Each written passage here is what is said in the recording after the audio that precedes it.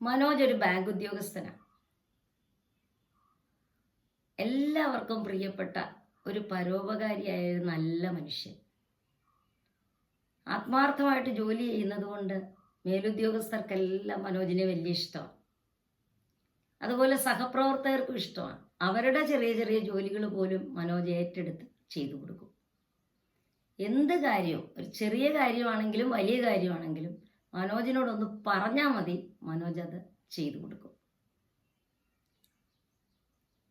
എപ്പോഴും ചിരിച്ചുകൊണ്ടേ മനോജ് സംസാരിക്കും. അപ്പോൾ അദ്ദേഹത്തിന് എല്ലാവർക്കും ഇഷ്ടമാണ്. ഇതുപോലുള്ള മനുഷ്യരുണ്ടെങ്കിൽ നമ്മുടെ ഈ ലോകം അല്ലെങ്കിൽ ഈ നമ്മുടെ സമൂഹം എത്ര സുന്ദരമായതിനെന്ന് നമുക്ക് തോന്നും. ആരെയും പിണക്കരുത്, എല്ലാവർക്കും സഹായം ചെയ്യണം, ചിരിച്ചുകൊണ്ട് വേണം സംസാരിക്കാൻ. ഇങ്ങനെയൊക്കെയാണ് അദ്ദേഹത്തിൻ്റെ ഉള്ളിലുള്ള മെസ്സേജുകൾ. ശരിക്കും പറഞ്ഞാൽ നല്ല ആശയങ്ങളല്ലേ ഇത്? മറ്റുള്ളവരെ സഹായിക്കുന്നതും ആരെയും പിണക്കാതിരിക്കുന്നതും ചിരിച്ചുകൊണ്ട് സംസാരിക്കുന്നതും ഒക്കെ നല്ല കാര്യങ്ങളാണ്. നല്ല കാര്യങ്ങളാണ് ആർക്ക്? ചുറ്റുമുള്ളവർക്ക്, മറ്റുള്ളവർക്ക്. പക്ഷെ മനോജിനെ സംബന്ധിച്ചിടത്തോളം ഈ ജീവിത ശൈലി അദ്ദേഹത്തിനൊരു ഭാരമാണ്. രാത്രി 8 മണിയായാലും അദ്ദേഹത്തിൻ്റെ ജോലികൾ തീരില്ല. വളരെ വൈകിയാണ് വീട്ടിലെത്തുന്നത്. ഈ സഹായം ചെയ്യലും സ്വന്തം കാര്യമൊക്കെ കഴിഞ്ഞ് വളരെ ലേറ്റായിട്ടാണ് മനോജ് വീട്ടിൽ ചെല്ലുന്നത്. വീട്ടിൽ ചെല്ലുമ്പോൾ ഭാര്യയുടെ വക ശകാരങ്ങൾ. നിങ്ങൾ എന്താ ഇത്ര താമസിച്ചത്? എവിടെ പോയിരുന്നു? എന്തെല്ലാം കാര്യങ്ങൾ ഇവിടെ ചെയ്യാറുണ്ട്? അപ്പോൾ വീട്ടിലെ പല കാര്യങ്ങളും ചെയ്യാതെയാണ് അദ്ദേഹം പോകുന്നത്. ഇങ്ങനെയെല്ലാം ഓഫീസിൽ ചെയ്തു കഴിഞ്ഞാലും എന്തൊക്കെയോ ഇനിയും ചെയ്യാനുണ്ട് എന്നുള്ള ഒരു കുറ്റബോധത്തോടു കൂടി, ഒരു വിഷമത്തോടു കൂടിയാണ് മനോജ് വീട്ടിലേക്ക് പോകുന്നത്. ഇങ്ങനെയൊക്കെ ആണെങ്കിലും എല്ലാ ദിവസവും ഇത് തന്നെ റിപ്പീറ്റ് ചെയ്തുകൊണ്ടിരിക്കും. ആരെങ്കിലും സഹായം കാത്തിരിക്കുമ്പോൾ ഒരു ഉൾവിളി പോലെ മനോജ് അവിടെ എത്തുകയും സഹായിക്കുകയും ചെയ്യും.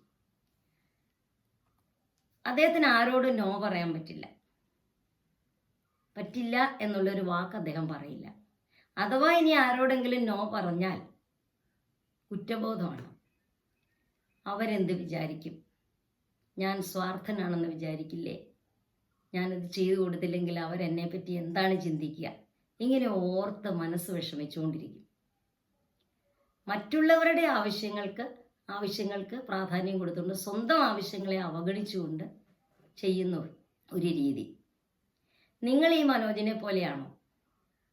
ഈ മനോജിനെ പോലെ മറ്റുള്ളവരുടെ ആവശ്യങ്ങൾക്ക് സ്വന്തം ആവശ്യങ്ങളെക്കാൾ പ്രാധാന്യം കൊടുക്കുന്ന വ്യക്തിയാണോ നിങ്ങൾ? എങ്കിൽ നിങ്ങൾ തീർച്ചയായിട്ടും ഈ എപ്പിസോഡ് മുഴുവൻ കാണണം.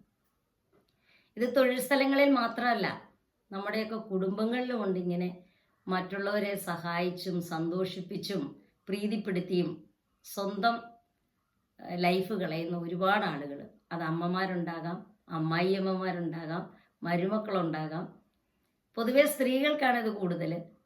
അങ്ങനെയുള്ള പുരുഷന്മാരും ഉണ്ട്. അതായത് ഒന്ന് റിലാക്സ് ചെയ്യാൻ, അല്ലെങ്കിൽ ഒന്ന് സന്തോഷമായിട്ടിരിക്കാൻ, സ്വന്തം അഭിപ്രായങ്ങൾ പറയാൻ ഒക്കെ സാധിക്കാത്തവർ. നമ്മുടെ നാട്ടുഭാഷയിൽ പറഞ്ഞാൽ താൻ ചത്ത് മീൻ പിടിക്കുന്നവർ. അങ്ങനെയുള്ളവർക്ക് വേണ്ടിയിട്ടാണ് ഈ എപ്പിസോഡ്. അവർക്ക് പ്രയോജനപ്പെടട്ടെ എന്ന് ഞാൻ ആശംസിക്കുകയാണ്. ദയയും സഹായവും ഒക്കെ നല്ലതാണ്. മറ്റുള്ളവരെ സഹായിക്കുന്നതും ദയ കാണിക്കുന്നതും ഒക്കെ നല്ല കാര്യമാണ്. ആളുകളുമായിട്ട് നല്ല ബന്ധം സ്ഥാപിക്കാൻ അതൊക്കെ അത്യാവശ്യവുമാണ്. പക്ഷെ അതിര് കടന്ന് മറ്റുള്ളവരെ പ്രീതിപ്പെടുത്താൻ ശ്രമിക്കുന്നത് നിങ്ങൾക്ക് ടെൻഷൻ അഥവാ സമ്മർദ്ദം ഉണ്ടാക്കും. ആളുകളെ ഇങ്ങനെ പ്രീതിപ്പെടുത്തുന്നത് സോഷ്യോട്രോപ്പി എന്ന് പറയുന്ന ഒരു വ്യക്തിത്വ സവിശേഷതയുമായിട്ട് ബന്ധപ്പെട്ടിരിക്കുകയാണ്. മറ്റുള്ളവരെ പ്രീതിപ്പെടുത്താനും അങ്ങനെ നിലനിർത്താനും ആളുകളുടെ അംഗീകാരം നേടുന്നതിനും വേണ്ടി പെടാപ്പാട് ചെയ്യപ്പെടുന്ന കുറേ മനുഷ്യർ നമുക്ക് ചുറ്റുമുണ്ട്. നമ്മളിൽ പലരും അങ്ങനെ ആയിരിക്കാം.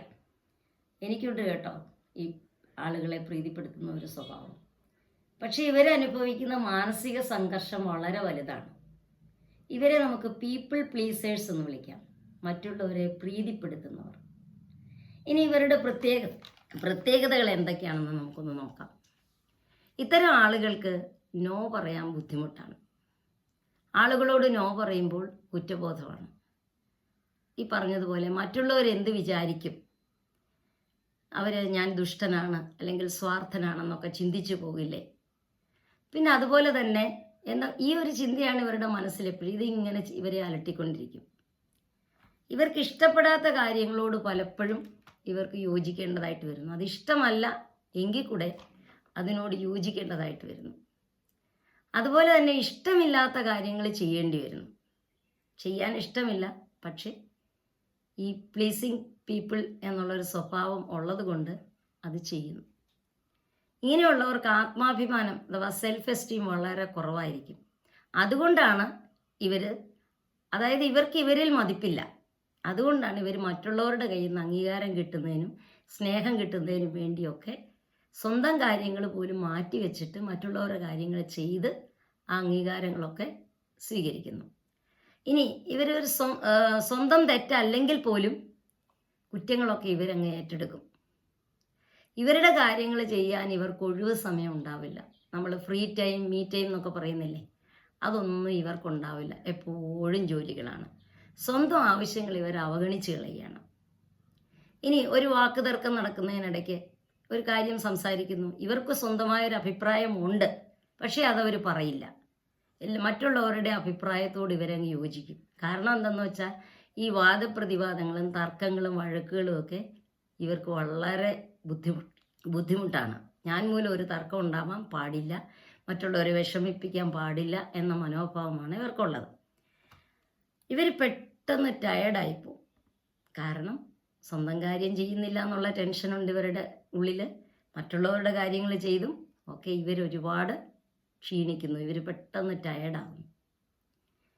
അപ്പോൾ ഇതൊക്കെയാണ് ഈ പീപ്പിൾ പ്ലീസേഴ്സിൻ്റെ പ്രത്യേകതകൾ. ഇനി എന്തുകൊണ്ടാണ് ആളുകൾ ഇങ്ങനെയാകുന്നത്? അതിന് പല കാരണങ്ങളുണ്ട്. ഒന്നാമത്തെ കാരണം ആത്മാഭിമാനക്കുറവ്, സെൽഫ് എസ്റ്റീം ഇല്ല. ഇവർക്ക് ഇവരോടൊരു മതിപ്പില്ല. സ്വന്തമായിട്ടൊരു മതിപ്പില്ലാത്തത് കൊണ്ടാണ് ഇങ്ങനെ മറ്റാളുകളുടെ അംഗീകാരം കിട്ടാൻ വേണ്ടി അവർക്ക് കാര്യങ്ങൾ ചെയ്തു കൊടുത്ത് അവരിൽ നിന്നുള്ള അംഗീകാരവും അവരിൽ നിന്നുള്ള സ്നേഹവും ഒക്കെ നേടിയെടുക്കാൻ വേണ്ടിയിട്ട് ഇവർ ശ്രമിക്കും. അപ്പോൾ എന്തായാലും ജീവിതം മുന്നോട്ട് പോകാൻ പോസിറ്റീവ് അംഗീകാരങ്ങൾ വേണം. ആ അംഗീകാരങ്ങൾ സ്വയം തോന്നാത്തത് കൊണ്ടാണ് മറ്റുള്ളവരെ ഇങ്ങനെ പ്രീതിപ്പെടുത്തി അംഗീകാരങ്ങൾ നേടാൻ ശ്രമിക്കുന്നത്. അപ്പം മറ്റുള്ളവരുടെ ബഹുമാനം നേടാൻ ശ്രമിക്കുമ്പോൾ സ്വന്തം ആവശ്യങ്ങളെയും വികാരങ്ങളെയും ഇവർ അവഗണിക്കുക ചെയ്യുന്നത്. രണ്ടാമത്തെ റീസൺ എന്ന് പറയുന്നത് വേദനാജനകമായ മുൻ അനുഭവങ്ങൾ. അത് ചെറുപ്പകാലത്തുണ്ടായിട്ടുള്ളതാവാം. ഒരുപാട് നെഗറ്റിവിറ്റിയൊക്കെ കിട്ടി, ഒരുപാട് അവഗണനയൊക്കെ കിട്ടി വളരുന്ന കുട്ടികൾക്ക് ഇങ്ങനെ സെൽഫ് എസ്റ്റീം കുറയും. അപ്പോൾ അവരിങ്ങനെ പീപ്പിൾ പ്ലീസേഴ്സായിട്ട് മാറും. വേറൊരു കാരണം എന്താണെന്ന് വെച്ചാൽ കുഞ്ഞിലെ നമ്മുടെ മാതാപിതാക്കൾ നമുക്ക് ഒരുപാട് ഉപദേശങ്ങൾ തരും. അത് വാക്കുകൾ കൊണ്ടും അവരുടെ പ്രവൃത്തി കൊണ്ടും നമ്മൾക്ക് മനസ്സിലാക്കി തരും. എന്തൊക്കെയാ? ആരെയും പിണക്കാൻ പാടില്ല, ആരോടും വഴക്ക് കൂടരുത്, എല്ലാവരെയും സഹായിക്കണം, എപ്പോഴും ചിരിച്ചുകൊണ്ട് സംസാരിക്കണം. ഇങ്ങനെയുള്ള നല്ല കുറേ കാര്യങ്ങളാണ്. അത് നമ്മുടെ സാമൂഹ്യ ജീവിതത്തിന്, സമൂഹത്തിൽ നമുക്ക് ജീവിക്കുന്നതിന് അതൊക്കെ ആവശ്യമാണ്. പക്ഷെ ചിലർ ഇത് ഓവറായിട്ട് തലയിലേക്ക് എടുക്കും. പിന്നെ അത് തന്നെ ഇവർ ചെയ്തുകൊണ്ടിരിക്കും. ഞാൻ നേരത്തെ ഒരു ക്ലാസ് എടുത്തിട്ടുണ്ട് അതിനെക്കുറിച്ച്, നമ്മുടെ ഡ്രൈവർ ബിഹേവിയേഴ്സ് എന്നൊക്കെ പറഞ്ഞു. അപ്പോൾ ഈ കാരണങ്ങളും ഇങ്ങനെയുള്ള കുഞ്ഞിലേ കിട്ടിയ ആ സന്ദേശങ്ങൾ മനസ്സിലങ്ങോട്ട് ഉറച്ചിട്ട് അതങ്ങ് എക്സസ് ആയിട്ട് വന്ന് ഇവർ പീപ്പിൾ പ്ലീസേഴ്സായിട്ട് മാറുന്നു. ഇനി ഇതിൻ്റെ ആഫ്റ്റർ എഫക്റ്റ് എന്താണ്? ഇതൊക്കെ നല്ലതല്ലേ എന്ന് നിങ്ങൾ ചോദിക്കാം. പക്ഷേ ഇതിന് കുറച്ച് ആഫ്റ്റർ എഫക്റ്റുകളുണ്ട്, കുറച്ച് പ്രത്യാഘാതങ്ങളുണ്ട്. ഒന്നാമത് ഇവർക്ക് ദേഷ്യവും നിരാശയുമായിരിക്കും എപ്പോഴും. കാരണം പല കാര്യങ്ങളും ഇവർ മനസ്സില്ലാ മനസ്സോടെ ഒരു ബാധ്യതയുടെ പുറത്ത് മറ്റുള്ളവരെ പ്രീതിപ്പെടുത്താനായിട്ടൊക്കെ ചെയ്യുന്നതാണ്. അപ്പോൾ ചിലപ്പം മനസ്സിലിങ്ങനെ നിരാശയും ദേഷ്യവും ഒക്കെ ഉണ്ടാവാം. പിന്നെ പലപ്പോഴും ഇങ്ങനെയുള്ള ആളുകളെ മറ്റുള്ളവർ മുതലെടുക്കും. അതും നിങ്ങൾക്ക് മനസ്സിലാവുന്നുണ്ട്, പക്ഷേ അവിടെ നിങ്ങൾക്ക് ദേഷ്യവും ഉണ്ടാവാം. അപ്പോൾ ദേഷ്യവും നിരാശയും ഇതിൻ്റെ ഒരു പ്രത്യാഘാതമാണ്. അപ്പം മറ്റുള്ളവരെ പ്രീതിപ്പെടുത്താൻ ഇങ്ങനെ ശ്രമിക്കുമ്പോൾ സമ്മർദ്ദവും ഉത്കണ്ഠയും എല്ലാം നിങ്ങൾക്ക് കൂടുതലായിരിക്കും. അത് നിങ്ങളുടെ ആരോഗ്യത്തെ മോശമായിട്ട് ബാധിക്കുകയും ചെയ്യും. അടുത്ത ഒരു കാര്യം ആഫ്റ്റർ എഫക്റ്റ് എന്ന് പറഞ്ഞാൽ യഥാർത്ഥ വികാരങ്ങൾ മറച്ചു വെക്കേണ്ടി വരും. ഇഷ്ടമില്ലാത്ത ഒരു കാര്യം ചെയ്യേണ്ടി വരുമ്പോൾ, അല്ലെങ്കിൽ നിങ്ങൾക്ക് പറ്റാത്ത ഒരു കാര്യം നിങ്ങൾക്ക് ചെയ്യേണ്ടി വരുന്നു. അപ്പം നിങ്ങൾക്ക് ശരിക്കും ഉള്ളിൽ ദേഷ്യമോ സങ്കടമോ ഒക്കെ ആയിരിക്കാം. പക്ഷെ നിങ്ങളത് പുറത്തേക്ക് പ്രകടിപ്പിക്കില്ല. നിങ്ങൾ സന്തോഷം പുറത്തേക്ക് കാണിച്ചുകൊണ്ട് ആ കാര്യങ്ങൾ ചെയ്തു കൊടുക്കും. അപ്പം നിങ്ങളുടെ ഉള്ളിൽ ദേഷ്യവും സങ്കടവും ആയിരിക്കും, പക്ഷെ നിങ്ങൾ പുറത്തേക്ക് പ്രകടിപ്പിക്കുന്നത് സന്തോഷമായിരിക്കും. ഇങ്ങനെ യഥാർത്ഥത്തിലുള്ള വികാരങ്ങൾ ഉള്ളിൽ സപ്രസ് ചെയ്തിട്ട് ഉള്ളിൽ ഒതുക്കിയിട്ട് വേറൊരു വികാരം പുറത്തേക്ക് പ്രകടിപ്പിക്കുന്നത് ഒരിക്കലും നിങ്ങളുടെ ആരോഗ്യത്തിന്, മാനസികാരോഗ്യത്തിന് നല്ലതല്ല. ഇതിങ്ങനെ സ്ഥിരമായിട്ട് ചെയ്തു കഴിയുമ്പോൾ നിങ്ങളൊരു രോഗിയായിട്ട് മാറും. അതും ഞാനൊരു ക്ലാസ് എടുത്തിട്ടുണ്ട്, കള്ളവികാരം നിങ്ങളെ രോഗിയാക്കും എന്ന് പറഞ്ഞുകൊണ്ട്. അപ്പം ശരിക്കും നമുക്ക് വരുന്ന ഫീലിങ്സ് എക്സ്പ്രസ് ചെയ്യാൻ കഴിയണം. അതിങ്ങനെ സപ്രസ് ചെയ്ത് മറ്റൊരു വികാരം പുറത്തേക്ക് എടുത്ത് നിങ്ങൾ പതുക്കെ ഒരു രോഗിയായിട്ട് മാറും. അപ്പം അതാണ് ഇതിൻ്റെ വേറൊരു പ്രത്യാഘാതം. അടുത്തൊരു ആഫ്റ്റർ എഫക്റ്റാണ് സ്വന്തം ലക്ഷ്യം നേടാനുള്ള നിങ്ങളുടെ എനർജി, നിങ്ങളുടെ ഊർജം ഇല്ലാതെയാവും. അതായത് നിങ്ങളുടെ കാര്യം ചെയ്യാൻ നിങ്ങൾക്ക് സമയം കുറയുന്നു. മറ്റുള്ളവരുടെ കാര്യങ്ങളും കൂടെ ചെയ്തു വരുമ്പോൾ അവർക്ക് പ്രാധാന്യം കൊടുത്തുകൊണ്ട് അവരുടെ കാര്യങ്ങൾ കൂടുതലായിട്ട് ചെയ്യുമ്പോൾ നിങ്ങളുടെ കാര്യങ്ങൾ ചെയ്യാനുള്ള സമയം കുറയും. മറ്റുള്ളവരെ ഇങ്ങനെ സന്തോഷിപ്പിച്ച് പ്രീതിപ്പെടുത്തി നിങ്ങളുടെ എനർജി കുറയുന്നു. നിങ്ങളുടെ കാര്യം ചെയ്യാൻ വരുമ്പോഴത്തേക്കും നിങ്ങളുടെ എനർജി വളരെ ലോ ആയി പോകുന്നു, ഉത്സാഹം കുറയുന്നു. ഇത് നിങ്ങളെയും നിങ്ങളുടെ ജീവിതത്തെയും മോശമായിട്ട് ബാധിക്കുന്നു. അപ്പോൾ ആളുകളെ പ്ലീസ് ചെയ്യുന്നത് നല്ലതാണെന്ന് പ്രത്യക്ഷത്തിൽ തോന്നാമെങ്കിലും ആ പ്ലീസ് ചെയ്യുന്ന ആൾക്ക് ഒരുപാട് മാനസികമായിട്ട് ബുദ്ധിമുട്ടും അതുവഴി ശാരീരികമായ പ്രശ്നങ്ങളും ഉണ്ടാകുന്നു. അപ്പം നിങ്ങളുടെ ജീവിതം വിജയിക്കണമെങ്കിൽ, നിങ്ങൾ ആരോഗ്യത്തോടെ ഇരിക്കണമെങ്കിൽ, നിങ്ങൾക്ക് റിലാക്സ് ചെയ്യണമെങ്കിൽ, സന്തോഷിക്കണമെങ്കിൽ ഈ സ്വഭാവം മാറ്റിയെടുക്കേണ്ടതുണ്ട്. ഇത് കൂടുതലായിട്ടുള്ള ആൾക്കാർ അത് മാറ്റിയെടുക്കണം. ഇങ്ങനെയുള്ളവർ ചെയ്യേണ്ട കുറേ കാര്യങ്ങളാണ് പറയാൻ പോകുന്നത്. ഒന്നാമത്തെ കാര്യം, ഈ പ്രീതിപ്പെടുത്താൻ വേണ്ടി ചെയ്യുന്നത് മനഃപൂർവ്വം നിർത്തണം. അത് അത്ര എളുപ്പമൊന്നുമല്ല. പതിയെ നിങ്ങൾക്കിതിൽ നിന്ന് മാറ്റം വരുത്തണമെന്ന് ആഗ്രഹമുണ്ടെങ്കിൽ മനഃപൂർവ്വം ഈ പ്രീതിപ്പെടുത്തുന്ന സ്വഭാവം കുറച്ച് കൊണ്ടുവന്ന് അത് നിർത്തണം. നിങ്ങളുടെ സന്തോഷം നഷ്ടപ്പെടുത്താതെ തന്നെ നിങ്ങൾക്ക് മറ്റുള്ളവരെ സന്തോഷിപ്പിക്കാനും കെയർ ചെയ്യാനും സാധിക്കും. നിങ്ങൾക്ക് സമയമുള്ളപ്പോൾ, അല്ലെങ്കിൽ നിങ്ങൾക്ക് അത് ചെയ്യണമെന്ന് തോന്നുമ്പോൾ മറ്റുള്ളവരെ ഹെൽപ്പ് ചെയ്താൽ, സഹായം ആവശ്യപ്പെട്ടാൽ ചെയ്തു കൊടുക്കാം. അതുപോലെ തന്നെ ഒരാൾ ഒരിക്കലും സഹായം ആവശ്യപ്പെടാതെ സഹായം ചെയ്യരുതെന്നാണ് പറയുന്നത്. ഇങ്ങോട്ട് നമുക്ക് അതൊന്ന് ചെയ്യാമോ എന്ന് ചോദിച്ചാൽ മാത്രമല്ല, ചിലരാണ് ഇടിച്ചു കയറി അങ്ങ് ചെയ്യും, അയ്യോ അവർക്ക് എൻ്റെ സഹായം ആവശ്യമുണ്ട് എന്നുള്ള രീതിയിൽ. അപ്പോൾ ഈ പ്രീതിപ്പെടുത്താൻ വേണ്ടി ചെയ്യുന്നത് മനഃപൂർവ്വം നിർത്തുക. രണ്ടാമത്തെ കാര്യം, ഏറ്റെടുക്കാൻ പറ്റാത്ത കാര്യങ്ങളാണെങ്കിൽ നിങ്ങൾക്ക് സാധിക്കില്ല, ഇതെന്നെ കൊണ്ട് പറ്റില്ല എന്ന് വളരെ സ്നേഹത്തോടെ വ്യക്തമായിട്ട് പറയുക. ആ കാര്യം നിങ്ങളെ സംബന്ധിച്ച് അത് ചെയ്യുന്നത് ബുദ്ധിമുട്ടാണ്, അതില്ലെങ്കിൽ നിങ്ങൾക്ക് സമയക്കുറവുണ്ട്, എന്നാലും നിങ്ങൾ ഏറ്റെടുത്ത് ചെയ്യും. അപ്പം ആ രീതി നിങ്ങളങ്ങ് മാറ്റുക. ഏറ്റെടുക്കാൻ പറ്റാത്തതാണെങ്കിൽ എനിക്ക് പറ്റില്ല എന്ന് അത് പിണങ്ങി പറയുമ്പോഴല്ലേ പ്രശ്നമുണ്ടോ. വളരെ സ്നേഹത്തോടെ, വളരെ ബഹുമാനത്തോടെ നിങ്ങളത് തുറന്നു പറയുക. പിന്നെ നോ പറയേണ്ടടുത്ത് പഴുതുകളില്ലാതെ പറയുക. അതായത് ചിലർ പറയും നോക്കട്ടെ, ഞാനൊന്ന് ശ്രമിക്കട്ടെ, പിന്നെ പറയാം. അങ്ങനെയൊന്നും പറയേണ്ട ആവശ്യമില്ല. നിങ്ങൾക്കത് ചെയ്യാൻ പറ്റില്ല എങ്കിൽ അയ്യോ എനിക്കത് പറ്റില്ലല്ലോ എന്ന് പഴുതുകളില്ലാതെ, ഒഴിവുകളില്ലാതെ അത് കൃത്യമായിട്ടും വ്യക്തമായിട്ടും ആളിനെ ധരിപ്പിക്കുക. പിന്നെ എപ്പോഴും നമ്മുടെ മനസ്സിനോട് പറഞ്ഞുകൊണ്ടിരിക്കണം, എല്ലാവരെയും എല്ലായ്പ്പോഴും തൃപ്തിപ്പെടുത്താൻ അല്ലെങ്കിൽ സന്തോഷിപ്പിക്കാൻ ആർക്കും കഴിയില്ല. അത് ഇടയ്ക്കിടയ്ക്ക് നമ്മുടെ മനസ്സിനെ ഒന്ന് ഓർമ്മിപ്പിക്കുക. പിന്നെ അടുത്തതായിട്ട് ബൗണ്ടറീസ് നിശ്ചയിക്കുക, അതിരുകൾ നിശ്ചയിക്കുക. നമ്മുടെ സമയത്തിനും വിലയുണ്ട്, എൻ്റെ സമയത്തിനും വിലയുണ്ട്. നിങ്ങളുടെ സമയം പോലെ തന്നെ പ്രഷ്യസ് ആണ് എൻ്റെ സമയവും. എപ്പോഴും എന്നെ നിങ്ങൾക്ക് കിട്ടുകയില്ല, അല്ലെങ്കിൽ ലഭ്യമാവില്ല. എല്ലാ സമയത്തും ഞാൻ ഫ്രീ അല്ല, എൻ്റെ സമയത്തിനും വിലയുണ്ട് എന്ന് ഒരു അതിര് നിശ്ചയിക്കണം. ഇത് പറഞ്ഞപ്പോൾ എനിക്കൊരു അനുഭവം ഉണ്ടായി. ഞാനും ഒരു പീപ്പിൾ പ്ലീസറാണെന്ന് പറഞ്ഞല്ലോ. അപ്പം നമ്മൾ യൂട്യൂബ് ചെയ്യുന്ന എല്ലാവരും പെർഫെക്റ്റാണ്, എല്ലാവരും 100% പെർഫെക്റ്റ് ആണെന്ന് അല്ല. ഞാൻ പലപ്പോഴും യൂട്യൂബുകൾ ചെയ്യുമ്പോൾ, ഞാനിത് തുടങ്ങിയത് തന്നെ ഇങ്ങനെ കുറേ കാര്യങ്ങൾ പറയുമ്പോൾ അത് എനിക്ക് വേണ്ടിയും കൂടിയാണ്. അപ്പോൾ അത് ക്ലാസ് എടുക്കാൻ വേണ്ടി ഞാനൊന്ന് പ്രിപ്പയർ ചെയ്യുമ്പോൾ അത് എൻ്റെ മനസ്സിലേക്കാണ് കൂടുതലായിട്ട് കയറുന്നത്. അപ്പോൾ യൂട്യൂബേഴ്സ് എല്ലാം തികഞ്ഞവരാണെന്ന് നിങ്ങൾ ചിന്തിക്കരുത്. അപ്പോൾ എനിക്കും കൂടെ വേണ്ടിയാണ് ഞാൻ ഈ ക്ലാസ് എടുക്കുന്നത്. ശരിക്കും പറഞ്ഞാൽ ഞാൻ മോണിറ്ററി ബെനിഫിറ്റിന് വേണ്ടിയല്ല, അതിലുപരിയായിട്ട് എൻ്റെ മനസ്സിനെ ഒന്ന് ഫ്രഷാക്കാൻ വേണ്ടിയിട്ടാണ് യൂട്യൂബുകൾ ചെയ്യുന്നത്. അപ്പോൾ ഇത് എനിക്കും കൂടെ വേണ്ടിയുള്ളത്. അപ്പോൾ ഞാൻ ഇത് അതിരുകൾ നിശ്ചയിക്കുക എന്ന് പറഞ്ഞപ്പോൾ എനിക്കൊരു കാര്യം ഓർമ്മ വന്നു. അതായത് ഞാൻ വളരെ ചെറുപ്പക്കാരിയായിരുന്ന സമയത്ത്, അതായത് കല്യാണമൊക്കെ കഴിച്ച് ചെറിയ കുഞ്ഞുമായിട്ടൊക്കെ വന്ന് ഞങ്ങളൊരു വാടക വീട്ടിൽ താമസിക്കുകയാണ്. അപ്പോൾ അത് പൊക്കത്തിലുള്ള ഒരു വീടാണ്. അപ്പോൾ അവിടെ താഴെ റോഡിനപ്പുറമായിട്ട് വേറൊരു ഫാമിലി ഉണ്ട്. ഞങ്ങളുമായിട്ട് നല്ല അറ്റാച്ച്ഡാണ്. അപ്പോൾ അന്നത്തെ കാലത്ത് ഫോണുകൾ വളരെ റെയറാണ്. അന്ന് മൊബൈലും കാര്യങ്ങളും ഒന്നുമില്ല, ലാൻഡ് ഫോണുകളാണുള്ളത്. അതും വളരെ റെയറായിട്ടേ ഉള്ളൂ. ചില വീടുകളിൽ മാത്രമേ ലാൻഡ് ഫോണുകളുണ്ട്. എൻ്റെ ഹസ്ബൻഡ് LICയിൽ വർക്ക് ചെയ്യുന്നുണ്ട്. LICയിൽ നിന്ന് കിട്ടിയ ഒരു ലാൻഡ് ഫോണുണ്ട്.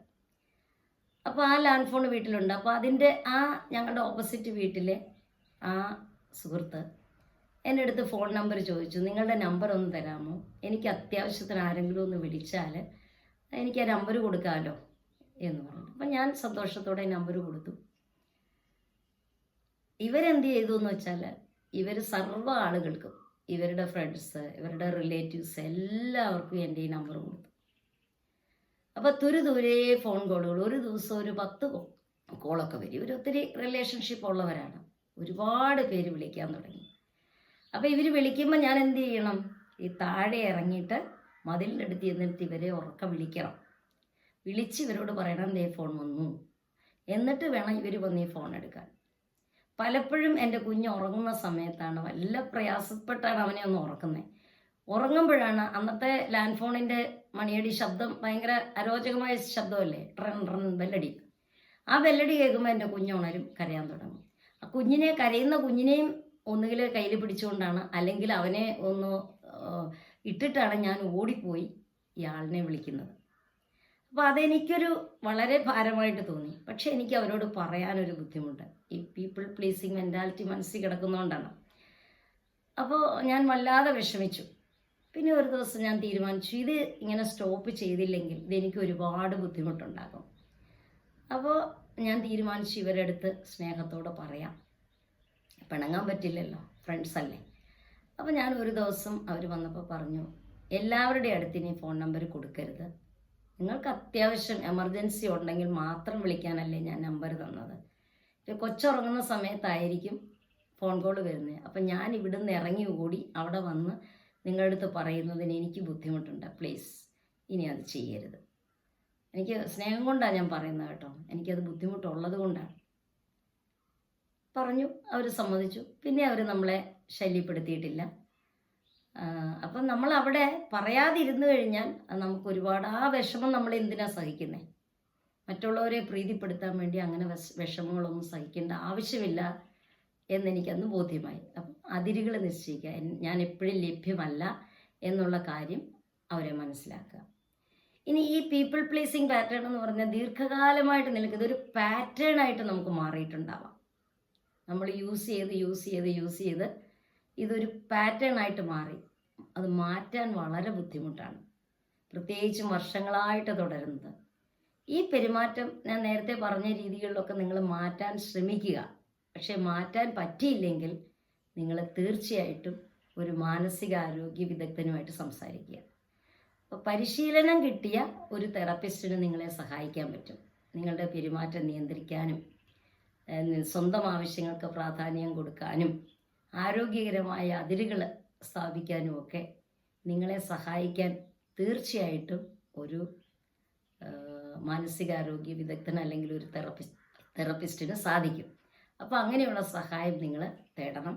എങ്ങനെയായാലും നമുക്ക് ഭാരമാകുന്ന, നമുക്ക് മാനസികമായിട്ട് ശാരീരികമായിട്ടും പ്രശ്നങ്ങൾ ഉണ്ടാക്കുന്ന ഈ പീപ്പിൾ പ്ലീസിങ് ബിഹേവിയർ അത് നമ്മൾ മാറ്റിയെടുക്കാതെ നമുക്ക് ലൈഫിൽ സന്തോഷിക്കാൻ പറ്റില്ല. അപ്പോൾ ഞാൻ നേരത്തെ പറഞ്ഞ പോലെ കുറച്ച് കൊണ്ടുവന്ന് അത് പൂർണ്ണമായിട്ടും മാറ്റണം.